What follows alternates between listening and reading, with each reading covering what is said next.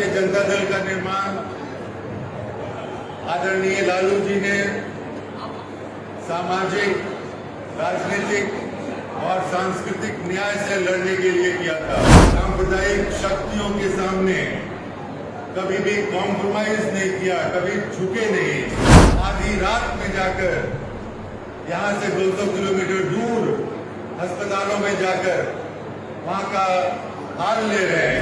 दोस्तों, ये एक महायुद्ध है और इस युद्ध में हमारे नेता अग्रणी हैं और उनको आप सबका साथ चाहिए। सबको मेरा आदर नमन। राष्ट्रीय जनता दल का निर्माण आदरणीय लालू जी ने सामाजिक, राजनीतिक और सांस्कृतिक न्याय से लड़ने के लिए किया था। उन्होंने सांप्रदायिक शक्तियों के सामने कभी भी कॉम्प्रोमाइज नहीं किया, कभी झुके नहीं। इसकी उन्हें इस लड़ाई की, इस युद्ध की जो उन्होंने आपके लिए लड़ा था, उन्हें व्यक्तिगत रूप से हर तरह से सताया गया। आज जो राष्ट्रीय जनता दल आप देख रहे हैं, वो आदरणीय तेजस्वी यादव एक युवा, ओजस्वी नेता, तेजस्वी नेता, जिन्होंने संकल्प लिया है एक नए बिहार के निर्माण का और उनके हर काम में जिन मंत्रालयों की वो देख रेख कर रहे हैं, आप अक्सर देखते हैं आधी रात में जाकर यहाँ से 200 किलोमीटर दूर अस्पतालों में जाकर वहाँ का हाल ले रहे हैं।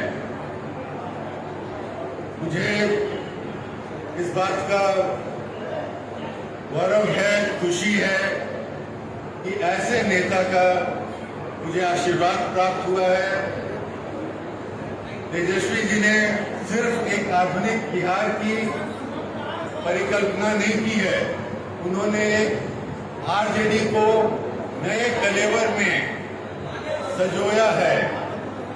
A to Z का जो नारा है, वो नारा इसलिए है कि आरजेडी किसी भी व्यक्ति विशेष, किसी भी समुदाय विशेष, किसी भी जाति विशेष, किसी भी धर्म विशेष की पार्टी नहीं है। ये A to Z की पार्टी है जो सबको अपने आप में समन्वय करता है। और इसी नारे ने मुझे बहुत ही प्रभावित किया। मैंने जहानाबाद और अरवल की भूमि में सामाजिक कार्यों में पिछले लगभग 2 दशक से लगा हुआ रहा हूं और जहानाबाद और अरवल की जनता का बहुत विश्वास प्राप्त हुआ। मेरे रिटायरमेंट के बाद जहानाबाद की सिविल सोसाइटी ने एक अभिनंदन कार्यक्रम किया और उन्होंने कहा कि आप यहाँ से हमेशा काम करते रहे हैं, यहाँ का नेतृत्व करें, आप राजनीति में आए। उनके कहने पर मुझे लगा कि राजनीति भी समाज सेवा का एक रूप है। राजनीति आपको समाज सेवा का एक बड़ा प्लेटफॉर्म देती है। और जब मैंने राजनीति की बात सोची तो आरजेडी से बढ़िया कोई विकल्प नहीं था।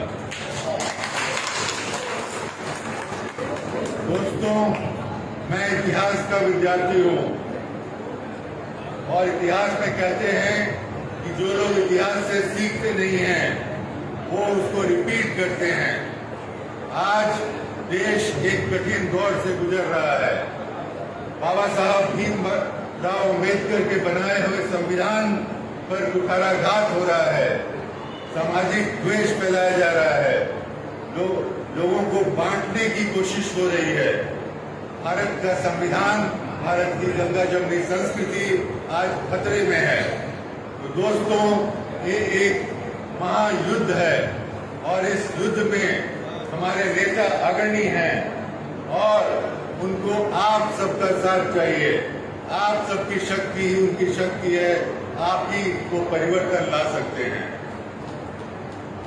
मैं अपनी बात समाप्त करने के लिए हमारे कवि राष्ट्र कवि रामधारी सिंह दिनकर की कविता जो समर शेष है उसकी 2 पंक्तियां सुनाना चाहूंगा। समर शेष है नहीं पाप का भागी केवल प्यार, जो तटस्थ रहे समय लिखेगा उनका भी इतिहास। तो दोस्तों, आप आज के लिए आने वाली अपनी संतानों के लिए इस धर्म युद्ध में शामिल होइए, हमारे नेता का हाथ बढ़ाइए। आज जो शक्तियां देश को विभाजित करने की कोशिश कर रही हैं, उनसे लड़ने की जरूरत है। नहीं तो आपकी आने वाली संतान, आपकी आने वाली पीढ़ी आपसे सवाल करेगी कि जब देश में इस तरह का अत्याचार हो रहा था तब आपकी भूमिका क्या थी, आपने क्या किया। आप शर्म से मुंह झुका देंगे। तो दोस्तों, ये लड़ने का समय है और अपने नेता का हाथ मजबूत करने का समय है। अपने संतानों के सामने मुंह अपना सर खड़ा रख के जीने का समय है। मैं एक बार इस अपार भीड़ को पुनः धन्यवाद देता हूं कि वो लोग इस कार्यक्रम में सम्मिलित हुए और इस कार्यक्रम के पहले मुझे कई नेताओं से मार्गदर्शन मिला। मैं उनका भी आभारी हूं और सबसे बड़ा मेरा आभार तो हमारे युवा हृदय सम्राट तेजस्वी यादव जी का है, जिन्होंने मुझे इस लायक समझा कि इस राजद परिवार में सम्मिलित हुआ और ऐसी आवाज निकले यहाँ से इस भीड़ से कि वो दिल्ली के बैठे हुए नेताओं तक वो गूंज चले। ये लड़ाई आप लड़ेंगे कि नहीं लड़ेंगे? और जोर से बोलिए, लड़ेंगे कि नहीं लड़ेंगे? हमारे नेता का हाथ मजबूत करेंगे नहीं करेंगे? धन्यवाद दोस्तों। जय हिंद, जय भारत, जय बिहार।